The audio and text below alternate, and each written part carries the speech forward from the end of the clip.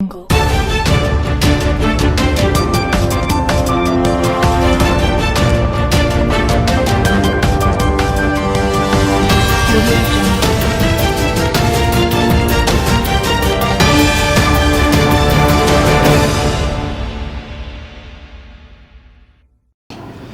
नमस्कार, मैं सुबोध कुमार। आप देख रहे हैं हम लोग 24x7 और आज हम एक नज़र डालते हैं कुछ खास खबरों पर। सबसे पहली खबर है, पटरी पर लौटने लगी है जिंदगी। देश में हवाई सेवाओं को मिली हरी झंडी और 25 मई से शुरू होंगी हवाई यात्राएं। जो घरेलू यात्राएं हैं वो 25 मई से शुरू होने जा रही हैं। फिजिकल डिस्टेंस के साथ होगी मुसाफिरों की आवाजाही। केंद्रीय उड्डयन मंत्री बोले कि जो केंद्र सरकार है, राज्यों से परमिशन लेने के बाद ही लिया गया है ये फैसला। 1 जून से चलेंगी 200 एसी ट्रेनें। तमिलनाडु में कोरोना के 12,448 मामले। 24 घंटों में सामने आए 680 से ऊपर नए मरीज। गुजरात में 12,140 कोरोना के मामले, जिनमें 24 घंटों के सामने आए 390 से ऊपर नए मामले। अब तक 719 लोगों की जा चुकी है जान। तो इन्हीं खबरों के साथ हमारे आज के मेहमान हैं मदन मोहन जी, जो एक एक्टर हैं, सिंगर हैं। तो लॉकडाउन से पहले वो किसी से मिलने आए थे और उसके बाद लॉकडाउन के शिकार हो गए। तो कैसा रहा उनका 2 महीने का अनुभव, आइए सुनते हैं उन्हीं की जुबानी। मदन मोहन जी, जो 2 महीने का सफ़र ये लॉकडाउन का, कैसा आपका, कैसी दिनचर्या रही? इसमें कुछ ना परेशानियां तो आई होंगी ज़रूर इसमें। आप पहले से प्री प्लान भी नहीं थे। देखिए, परेशानियों का जिक्र करूं तो लॉकडाउन की वजह से परेशानियां तो आई। मेंटली प्रिपेयर नहीं थे कि इस तरीके का लॉकडाउन होगा और ऐसा होगा, क्योंकि इस तरीके के हालात कभी हुए नहीं थे और संभावना भी नहीं थी। कभी हमने सोचा भी नहीं था कि इस तरीके का लॉकडाउन होगा। बट ये है कि एक सोचने वाली बात है, कोरोना को एक सिंपल इन्फ्लुएंजा है कि बीमारी है, इसको इतना महामारी क्यों बनाया जा रहा है और कोरोना के नाम पे लोगों के अंदर दहशत, डर क्यों पैदा किया जा रहा है, ये बात समझ से बहुत परे है। मैं भी नहीं समझ पा रहा हूँ कि इसके पीछे लोगों का क्या उद्देश्य है। एनीवे, मैं पॉलिटिकल जाना नहीं चाहूँगा। आज लोगों को सब बातें पता चल रही हैं कि कोरोना की वजह से लोग अपना पॉलिटिकल गेन करने की कोशिश कर रहे हैं। बट मैं ये कहना चाहूँगा आम आदमी को कि कोरोना के नाम पे लोगों को के अंदर दहशत फैलाने की कोशिश मत करिए, उनको डराने की कोशिश मत करिए, उनको भयभीत करने की कोशिश मत करिए और उनको सोसाइटी में अनटचेबल बनाने की कोशिश मत करिए। ये ऐसी सिचुएशन पैदा कर रहे हैं आपकी, आप हो सकता है कल को आपके घर का भी कोई एक व्यक्ति इसका शिकार हो गया तो फिर आप क्या करेंगे? और नहीं भी हुआ, अगर इन केस, जैसे मेरे साथ एक सिचुएशन थी कि मैं यहाँ आया, मैं मेंटली प्रिपेयर नहीं था। जिन सज्जन के घर आया उनसे मैं पहली बार मिला था, पहली बार उनके घर आया था, उनको अच्छी तरह से जानता नहीं था। आज ना वो मेरे से अच्छी तरह से वाकिफ़ थे कि मैं कौन हूँ, क्या हूँ। उनके दिमाग में भी ये भय हो सकता था कि ये आदमी कहाँ से आया। मैं तो वैसे बॉम्बे से आया हूँ और बॉम्बे में सबसे ज़्यादा ये बीमारी फैली हुई है। बट आप देखिए, एक इंसान की भावना देखिए कि इन्होंने मेरे साथ बहुत अच्छा ट्रीटमेंट किया और कोरोना से जो डर था इन लोगों के अंदर नहीं था। वो कोरोना को समझते थे, कोरोना के पीछे क्या लॉजिक है, क्यों डराया जा रहा है, वो जानते समझते थे। और वैसे तो मैंने भी जो सोशल डिस्टेंस है उसको जाना समझा और अपने को उसी तरह रखा, अपनी दिनचर्या को उसी तरह बनाए रखा। मगर एक भावना होती है कि एक अननोन आदमी होता है जो हमने जो एक संस्कार होते हैं जो सीखा। अतिथि यानी कि आपके घर पे कोई मेहमान आ गया है तो एक देव के समान है, यानी कि ईश्वर के समान है। और ये कोरोना की वजह से लोगों ने इतना भयभीत कर दिया, इतना डरा दिया लोगों की वजह से। आज सगा भाई या सगा बहन या सगे रिश्तेदार आपको कोरोना के नाम पे आपके नज़दीक नहीं जाना चाह रहे हैं, आपसे डरते हैं, दहशत में हैं। मैंने ऐसे बहुत केसेस अभी सुने लोगों की ज़ुबानी कि उनके घर में उनके परिवार को हो गया, लोगों ने उनकी यानी कि खबर ही नहीं ली। जी। अरे भाई, आप ये पेशेंट है, एक डिस्टेंस बना के रखिए, और जो नॉर्म है उसको फॉलो करते रहिए, तो कोरोना कुछ नहीं है, नॉर्मल फ्लू है, जैसे और भी फ्लू है, आपको सर्दी ज़ुकाम हो जाता है। तो मेरा तो यही एक कहना है कि कोरोना के नाम पे आप डराइए मत, लोगों के अंदर जो दहशत है वो मत पैदा करने की कोशिश करिए।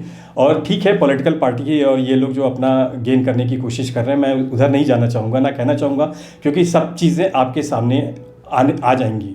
मगर ऐसा पैनिक सिचुएशन मत करिए कि आने वाले समय में आप ही इस कोरोना को लेकर के अब हंसी का पात्र बन जाएं, लोग आपकी हंसी उड़ाएं, या खुद आप कहें कि यार मैंने क्या कर दिया था ऐसा कि मैंने उसके साथ ऐसा गलत किया। क्योंकि मैं जब ये सोसाइटी में आया तो कुछ लोगों को देखा कि बाहर लोगों के वो स्लिप चिपका रहे हैं कि बाहर के लोगों को नहीं आने दिया जाए, ये नहीं किया जाए, वो नहीं किया जाए। ठीक है, वो प्रिकॉशन लेना बहुत ज़रूरी है, मगर इसके नाम पे जो डराना है, दहशत पैदा करना है, वो बहुत ही ख़तरनाक है। इन चीज़ों से बचना चाहिए। और मैं कहता हूँ कि ये ठीक नहीं होगा। मदन मोहन जी, क्या आपको लगा था ये बीमारी इतना महामारी का रूप ले लेगी इस प्रकार? जी, लगने और ना लगने का सवाल मैं औरों के बारे में नहीं कह सकता हूँ, मगर मैं शुरू से इसके बारे में काफ़ी स्टडी करता रहा और देखता रहा, यूट्यूब पे देखता था। डॉक्टर विश्वरूप रॉय चौधरी और इसके अलावा ऑल इंडिया मेडिकल रिपोर्ट्स भी सर्च करता था। तो जैसे और मैंने आपको पहले बताया कि जैसे और फ्लू बीमारी हैं, लाइक दैट कोरोना के बारे में पहले भी कहा जा चुका है, फिल्में भी बनी हैं, नॉवल भी लिखा है, उसमें भी मेंशन है सारी चीज़ें। और छः महीने पहले भी इसके बारे में कह दिया था, इस कोरोना के बारे में। तो मुझे तो बहुत ज़्यादा एहसास नहीं हुआ था कि ये महामारी का रूप ले लेगी, बट इसको महामारी बनाया जा रहा है। और दूसरी बात आपको मैं ये बताऊं कि ये बीमारी जो है, आप सीधे सोचिए, अब सीधे आपके पास भी सोचने समझने की सामर्थ्य है। जिस बीमारी से 0.1% लोगों की डेथ रेट हो, है ना, और आप पूरी दुनिया में देखिए, आप चाइना में खुद देखिए कि वहाँ पे चाइना को क्रॉस करके हम आगे निकल गए। हमारे यहाँ लाखों की लोगों में संक्रमण हो गया है चाइना में, जबकि कम है हमारे यहाँ से ज़्यादा। और इटली में अभी भी मैंने पढ़ा कि इटली में जो डेथ हुई हैं, तो उसकी मेन वजह जो थी वो कोरोना नहीं था। वहाँ पे जो बीमारियाँ हुई वो सीनियर सिटीजन्स में हुई, जो ओल्ड पर्सन थे। मगर वहाँ पे कॉलम क्या, महामारी की वजह से कॉलम दिया था रिसेंट डेथ, तो उसमें कॉलम 2 ही थे, जिसमें एक कोरोना करंट जो आपकी महामारी चल रही थी उसको मेंशन ही करना था, और बाकी जो जिस सिचुएशन में उसकी डेथ हुई है उसको मेंशन करना था। तो जहाँ भी देखिए वो तो कोरोना तो ही आएगा। बट वो बाद में जब लोगों ने वहाँ पे भी लोग आगे आए तो पता चला कि कोरोना से ज़्यादा और बीमारियों से डेथ हुई है। ऐसा सब जगह है। आप देखिए डेंगू से इतनी बीमारियाँ हो जाती हैं, और भी फ्लू हैं, उनसे बीमारियाँ इतनी हो जाती हैं। तो फिर कोरोना को इतना क्यों डरावना, इतना भयावह बनाया जा रहा है? आपको मैं एक इसका उदाहरण देता हूँ कि मेरे एक दोस्त हैं जिनका बेटा जनवरी से उसको कुछ इन्फेक्शन हो गया था। डॉक्टरों ने उस इन्फेक्शन को ठीक से ऑब्ज़र्व नहीं किया। ऑब्ज़र्व ना होने की वजह से वो बच्चा, उसको सिंपल डोज दे करके उसको डॉक्टर चला रहे थे, अपना काम कर रहे थे। बाद में फिर जब उसकी कंडीशन होती गई तो डॉक्टर ने उसको हॉस्पिटल में एडमिट किया, और ये हालत हुआ कि उसको आईसीयू में भर्ती किया जाए। जब उसको आईसीयू में भर्ती किया गया और उसकी कंडीशन इतनी बुरी हो गई, लगभग 2 महीने तक वो आईसीयू में बच्चा भर्ती रहा। ये हालत थी कि वो आज ज़िंदा है, कल रहेगा या नहीं रहेगा। एनीवे, बच्चे की तबीयत ठीक होती है, 90% बच्चा ठीक होने लगता है, तभी कोरोना जैसी बीमारी आ जाती है। कोरोना जैसी बीमारी आ जाती है। अब जब मेडिकल जो ट्रीटमेंट करते हैं डॉक्टर्स की, सबकी ड्यूटी जो होती हैं वो कोरोना पेशेंट्स की तरफ लग जाती हैं, डाइवर्जन उधर हो जाता है। तो उसको देखने के लिए डॉक्टर जो आने चाहिए थे, बच्चा 90% ठीक हो रहा था, व्हील चेयर पे बैठने लगा था और उसको खाना भी थोड़ा खाने लगा था, जिसको लिक्विड डाइट दी जा रही थी। अब जब वो बच्चा ठीक होने की सिचुएशन में आ गई, डॉक्टर कोई भी अटेंड नहीं करता और हाल ये हो जाता है, बच्चे की डेथ हो जाती है। तो क्या डॉक्टरों की लापरवाही थी यहाँ पे। अब कोरोना की वजह से डॉक्टरों ने उसको अटेंड नहीं किया, तो मेरे ख्याल से इस तरीके की घटनाएं नहीं होनी चाहिए। कोरोना से ज़्यादा कोरोना और दूसरी बीमारियों से लोग जो आ रहे हैं, आप उनका ट्रीटमेंट भी करिए। तो अगर ये सिचुएशन रही तो बहुत ही गड़बड़ है, अच्छा नहीं है ये। कोरोना तो ठीक है, उसकी वजह से जो लोग आ रहे हैं उनका स्पेशल ट्रीटमेंट दीजिए, स्पेशल ध्यान दीजिए। दूसरी एक और छोटी मैं बात बताऊंगा। अभी मेरे दोस्त सफदरजंग हॉस्पिटल में भर्ती होते हैं और भर्ती होने बहुत बड़े आदमी थे वो, और बड़े बड़े सोशल वर्कर थे। उनको ऐसी जगह उन्होंने भर्ती कर दिया जहाँ एक साथ काफ़ी मरीज़ थे। तो उन्होंने रिक्वेस्ट किया डॉक्टरों से कि हमको कोई अच्छा कोई वार्ड दे दीजिए जहाँ पे लोग डॉक्टर रेगुलर चेक करने हों आते हों। तो हुआ ये कि कोई सुनवाई नहीं हुई और उनकी 1-2 दिन में डेथ हो जाती है। तो मैं समझता हूँ कि ठीक है, कोरोना एक महामारी है, उधर लोगों का ध्यान जाना चाहिए, मगर कोरोना की वजह से दूसरे लोग मर जाएं तो ये कोई अच्छी बात नहीं है। इधर ध्यान जाना बहुत ज़रूरी है सरकार का। मदन मोहन जी, आपका बहुत बहुत शुक्रिया, आप हमारे चैनल में आए, और दोबारा भी आगे अगर मौका मिले तो आपको बुलाते रहेंगे। ये हमारे बहुत सौभाग्य की बात होगी कि आप हमारे चैनल में आते रहें इसी प्रकार।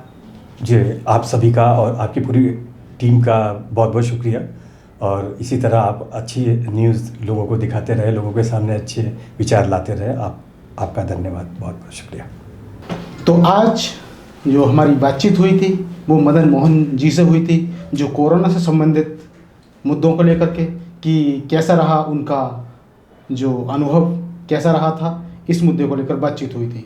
तो यदि आपको ये खबर अच्छी लगे तो इसको लाइक करना, और साथ ही चैनल से जुड़ने के लिए इसको सब्सक्राइब करना। सब्सक्राइब करते समय एक बात का ध्यान रखें कि जो बेल आइकन का बटन होता है उसे ज़रूर प्रेस करें, जिससे कि आपके पास जो नेक्स्ट खबर है वो आती रहेगी, और आप जो चैनल 24x7, इसका जो पूरा नाम है हम लोग 24x7, उससे आप जुड़े रहेंगे। तब तक के लिए धन्यवाद। नेक्स्ट खबर के साथ फिर उपस्थित होऊंगा।